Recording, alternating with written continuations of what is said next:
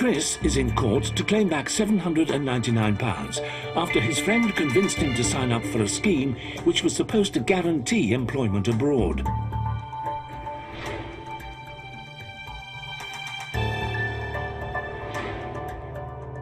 Defendant Rob denies being responsible, and as he also lost money, he says he owes nothing.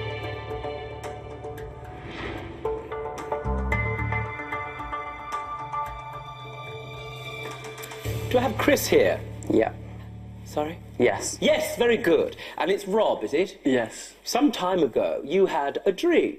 You had an idea that you were going to go somewhere abroad and perhaps make a huge living and start off your career somewhere beautiful, somewhere full of culture, and above all else, somewhere where it seems to me that you were going to live the most exquisite, beautiful holiday experience. Is that right? Where was that? In Magaluf. Magaluf. I don't know why Michelle's laughing. I think she's had a memory from 40 years ago. Now, Rob, it was, as far as I can gather, your idea. What exactly was your idea at the time? Well, I wanted to go out there and work as a rep. What was your vision? What did you imagine you would be doing out there? That we were guaranteed employment, that we'd go out and actually be, you know, persuading people to get into the nightclubs. Now, Rob, here's the important thing. You saw an advert, correct? Yeah. And what did it promise you? We had accommodation for the summer, and then we had a job lined up as well. Now, as I understand it, there was another issue for you as well, that you thought it would be a springboard, a trampoline, if you like, for your other talents, correct? Yeah, I thought I could put my impressions out there, yeah. Yes, yes, I did. Yes, we'll hear about that in a moment. I need to brace myself before that happens, sir. Now, Chris, did you see this advert? Yeah. It's very important. It wasn't Rob who represented to you what was contained in that promise by that third-party firm. You also had a look at it, correct? That's right. That's very important. Did you have to pay anything, either of you? Yeah. Yes. Now, that should have been a very large alarm bell. They were providing accommodation, making money out of employing you. Why did you think that they wanted any money from you up front? Let me ask you, Chris. Deposit for them, basically. So we were saying that, yeah, basically we're going to come and we're going to, you know, persuade people to get into these nightclubs. But Rob was the one that kind of persuaded me to do it over time. Well, this is your case. You were a little bit reticent at first. Yeah. I didn't tie Chris up and put him on the plane. I mithered him, but I didn't, you know what I mean, force him, like... Yes, I understood that. Yes, I understand. That's the only way you could get the people into the club, as far as I could gather. But not in Chris's case, that's true to say. You discussed it and you were reticent over time. What did Rob do to persuade you? He would just keep coming round to me and saying, like, I think we should really do this, it'll be a really good idea. Well, Rob does impressions. I'll be you, you be Rob. I'm not really sure about this. I think this would be an amazing experience for us. Don't really fancy it. Don't go. Want to stay here. Yeah, this would be like the dream come true. This would be the dream for us, and we're going to go there for 6 months. No, don't go. 6 months. It'll be amazing. We'll love it. Now, did they come and you'll love it? In other words, yeah. He was being very persuasive. Indeed. You arrived. What was accommodation like, Chris? It was dreadful, really bad. We got there was no heating, the shower was broke, the landlord was never there, we could never get hold of him. It's just dreadful, really bad. Was it sort of dirty as well on the inside? Yeah. How bad? Like it's not been cleaned in years. Are we talking about uncatalogued organisms, that sort of thing? Cockroaches? Yeah, you could see a few bugs in there. Coming next. Can you imagine that you're, I don't know, someone terribly intelligent and brilliant, like Judge Rinder? What do you think your ruling would be? You be me for a second. Sponsored by Patient Claim Line, medical negligence specialists. Nivea Face Care presents our first combination of Q10 and pure vitamin C. 2 powerful antioxidants. It supercharges your skin as you sleep, visibly smoothing the appearance of fine lines. Try new Nivea Q10 Plus C Sleep Cream.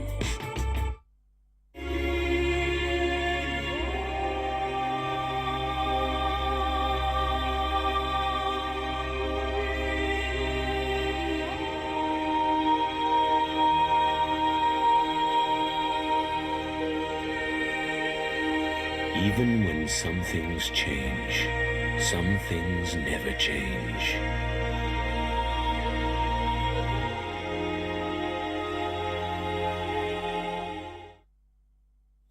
Discover excellence, crafted with the finest cocoa. Experience our richly sophisticated, intense, dark chocolate. Discover excellence, a little taste of luxury from Lindt Master Chocolatier. When your cold goes from bad to worse, what do you make? A hot honey and lemon drink? That won't cut it. Try Strong Stuff, Day and Night Nurse. Its pharmacy strength and 24-hour relief can knock out your worst cold and flu symptoms day and night, helping you to sleep well. Day and Night Nurse, Strong Stuff. Only available at the pharmacy counter.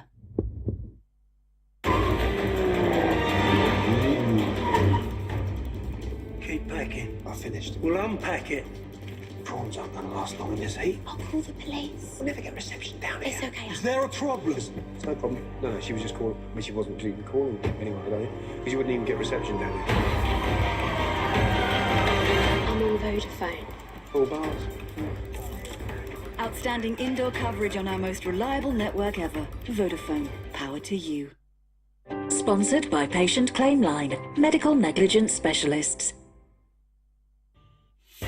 This is Judge Rinder, and this is his courtroom. He's waiting to hear your case.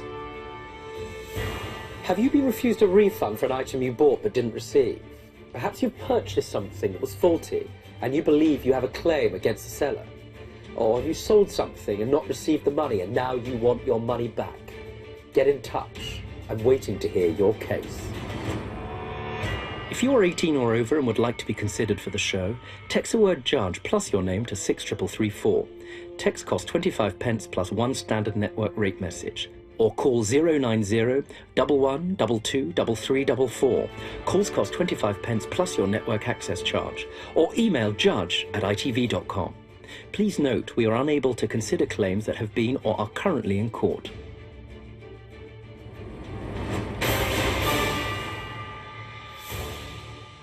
Chris is in court to claim back £799 after his friend convinced him to sign up for a scheme which was supposed to guarantee employment abroad.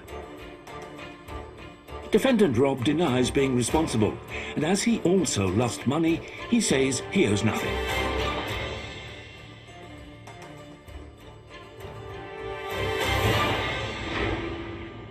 What was explained to you, and how much did they say you could make? We'd have these trials promised to us, like come here at a certain time, and we'd go to a certain venue. We'd get there and we'd be like, "Where's the rep? Oh, he's half an hour late. He's not there." Would that mean that you wouldn't be given the flyers that you were promised and you couldn't do your work? Is that what you're saying? We wouldn't be able to get a job if they're not there. Right. So in other words, this third-party company, who we can't name, didn't live up to what was promised to you. Yeah. Yeah, what Chris didn't mention is he bumped into a girl on the first night, and then I was forgotten about. When you say bumped in, do you mean he sort of fell over? Yeah, you could say that. You on the first evening managed to form some species of relationship? Indeed, yes. Well, weren't the two of you sharing a room at this stage? Well, what did this do to your accommodation? Please don't tell me if you were all sharing the room at the same time, bearing in mind my court is on at 2 o'clock in the afternoon. No, well, the earplugs came in handy, that's all I'm saying. Good Lord, I do apologise, nothing to do with you, I just think someone threw up in the front row of my public gallery.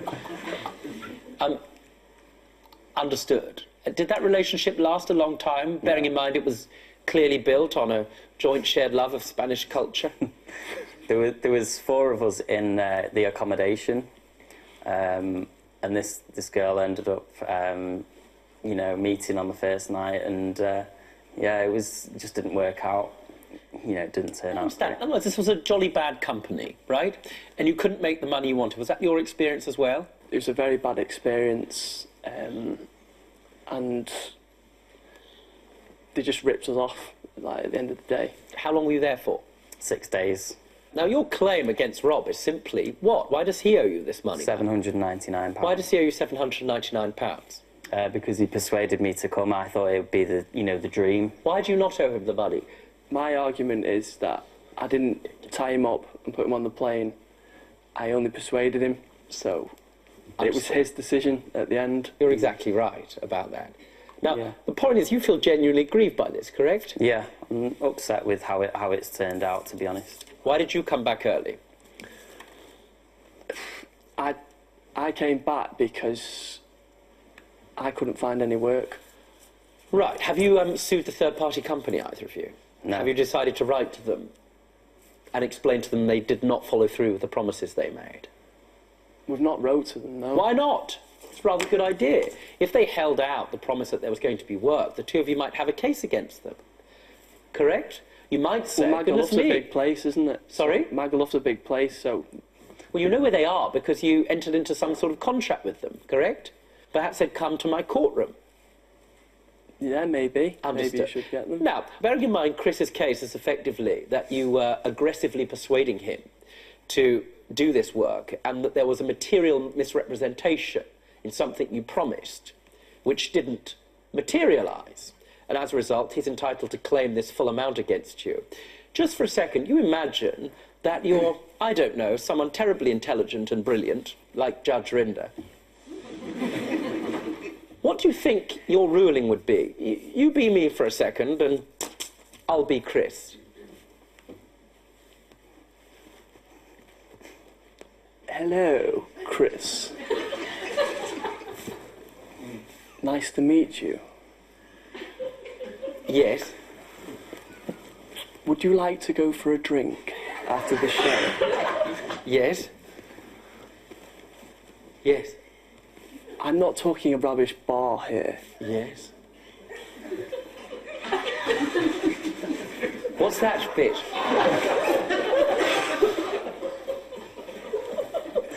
Goodness me, it's like having a doppelganger, isn't it?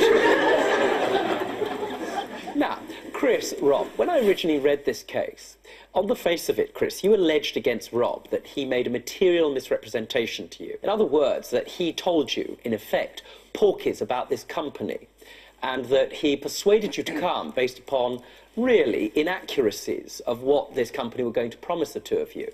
If that was correct, then you would have a case against him, because you would have gone and spent some time and money doing this job in circumstances where you were led to believe one thing and it turned out to be another. The difficulty is, I would have said to you then, as I said to you now, it's your responsibility to do the research yourself. As it turned out in the course of this case, you did that research yourself. You saw the advert, and as Rob rightly says, and I'll help him in this regard, Rob rightly says you did the research. You went of your own free will and he didn't tie you up. Therefore, the fact that this third-party company was very poor is not his fault, and so your case has to be dismissed. But I do say to the two of you, part of the reason I agreed to take this case is I suspect that there are young people who are promised the world by these companies, and the reality is it turns out to be very different. Now, it was fine in your case, but for a lot of young people that's not just disappointing, but they don't have the resources as the two of you did to get home in circumstances where they may end up being deeply unhappy and in some cases unsafe. So I'm glad you've brought this matter. However, the sad reality is here, Chris, you've sued the wrong person. In due course, if you can find them, I'm happy to hear the case against the company, but we'll wait and have that case in due course. Understood, Rob? Yes. Now, Rob, I wish you the best of luck with your impressions. Thank you. I don't hold up much hope. Chris's case was dismissed and he was awarded nothing by the court. Let's find out how both parties felt about the judge's ruling. He was just very persistent over time with saying, come on, it'll be great. I had a look at it and I thought, yeah, I did look and think, it seems quite genuine. There's loads of other people doing it. I thought I'd try it, and just kind of felt like it's one of them things where Rob kind of pushed me more into it. I didn't tie you up and put you on the plane. It was it's just a shame. It's just a shame that it worked out that way, where spending that much money. Yeah, we both got into the situation. We both got ripped off. Yeah, we did. I've said it in there. I've said out here. I didn't tie him up and put him on the plane. He's an adult and he can make his own decisions. I think we should put the money aside and just do you know what I mean? Just be friends, you know what I mean? Hug it out Yeah, kind of thing. yeah. If you want to. No, it's cool, honestly, I don't mind, yeah.